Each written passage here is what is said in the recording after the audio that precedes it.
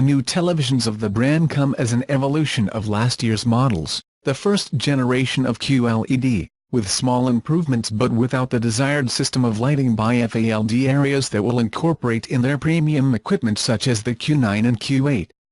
This year the medium-high range will be basically the Q6 and Q7 models, the first only in flat panel version while the second will come in both Q7CN curved format and Q7FN plain, being one of the few options that will be found in 2018. Lovers of curved screens. Among the technical features we find 4K resolutions, compatibility with HDR10, HLG and with the new HDR10 Plus version that Dolby Vision intends to compete with.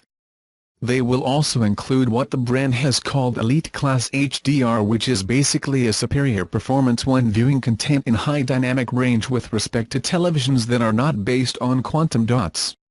However, it will be necessary to see to what extent this HDR offers the desired quality, especially taking into account that televisions will have edge LED-type illumination, that is, from the edges and not in matrix with independent zones FALD, which will be difficult to achieve absolute blacks as if you will theoretically get your flagship, the Q9, and the OLED televisions of the competition for quite superior prices. Everything has to be said.